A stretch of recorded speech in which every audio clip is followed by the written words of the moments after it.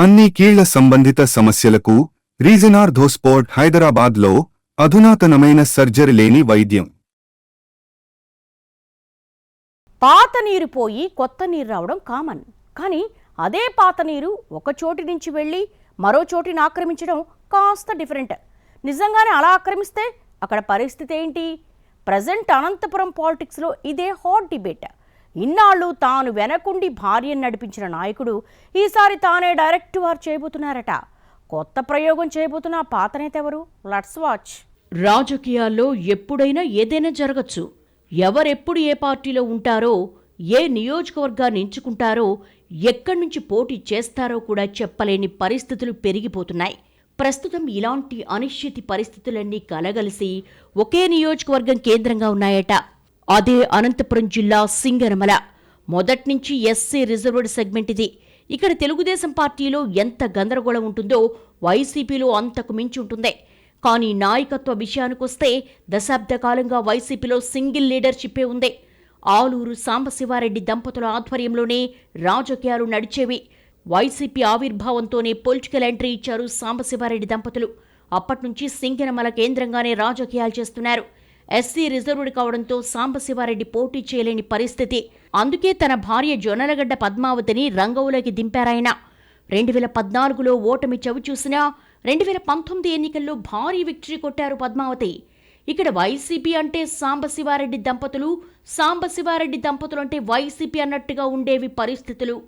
ఇక 2019 ఎన్నికల్లో పద్మావతి గెలిచాక పరిస్థితి పూర్తిగా మారిపోయింది. సాంబ వెంట నడిచిన వైసీపీ శ్రేణుల్లో ఓ వర్గం తిరుగుబాటు చేసింది. దాంతో 2024 ఎన్నికల్లో సిట్టింగ్ ఎమ్మెల్యే పద్మావతిని కాదని ఓ సామాన్య టిప్పర్ డ్రైవర్ వీరాంజనేయులకు టికెట్ ఇచ్చారు జగన్.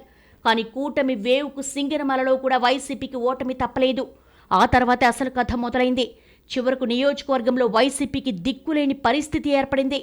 అభ్యర్థిగా పోటీ చేసి ఓడిపోయి ప్రస్తుతం సమన్వయకర్తగా ఉన్న వీరాంజనేయులు యాక్టివ్గా లేరు. ఇటు సాంబశివారెడ్డి దంపతులు పెద్దగా ఆసక్తి చూపించడం లేదు. అందుకే ఇక్కడ కొత్త నేత ఎవరైనా వస్తారా అన్న కోణంలో ఎదురుచూస్తోందట కేడర్. ఈ పరిస్థితుల్లో ఇక్కడ బలమైన నేతగా గుర్తింపున్న శైలజనాథ్ వైసీపీ వైపు చూస్తున్నారన్న టాక్ బలంగా నడుస్తోంది. కాంగ్రెస్ పార్టీ నుంచి 2 సార్లు గెలిచిన శైలజనాథ్ 2 సార్లు మంత్రి పదవి కూడా నిర్వహించారు. పీసీసీ అధ్యక్షుడిగా కాంగ్రెస్ పార్టీలో చాలా కీలకంగా పనిచేశారాయన. అలాంటి నాయకుడు వైసీపీలోకి ఎంట్రీ ఇస్తున్నట్లుగా జోరుగా ప్రచారం సాగుతోంది. మరి శైలజనాథ్ ఎంట్రీ ఇస్తే మాజీ ఎమ్మెల్యే దంపతుల పరిస్థితి ఏంటన్నది ఇప్పుడు కేడర్ క్వశ్చన్.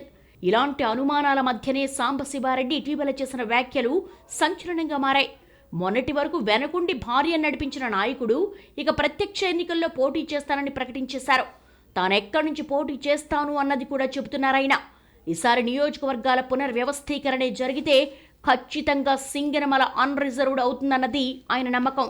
అది జరిగితే ఓకే, కాని పక్షంలో ప్రత్యామ్నాయం కూడా వెతికి పెట్టుకున్నారట. కొత్తగా అనంతపురం రూరల్ నియోజకవర్గం ఏర్పడుతుందని, ఈ రెండింటిలో ఎక్కడో ఓ చోటు నుంచి ఖచ్చితంగా పోటీ చేస్తానని చెప్తున్నారు.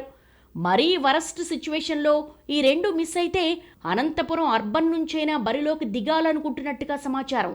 దీంతో కొందరు వైసీపీ నేతలు కంగారు పడుతున్నారట. సింగనమల అన్రిజర్వ్ అయినా, అనంతపురం రూరల్ కొత్తగా ఏర్పడ్డా వాటిపై ఆశలు పెట్టుకున్న మా పరిస్థితి ఏంటన్నది వాళ్ల కంగారట. మొత్తం మీద ఆలూరు సాంబశివారెడ్డి ప్రత్యక్ష ఎన్నికల్లో పోటీ చేయాలనుకోవడం అనంతపురం పొలిటికల్ సర్కిల్స్లో హాట్ సబ్జెక్ట్ అయింది.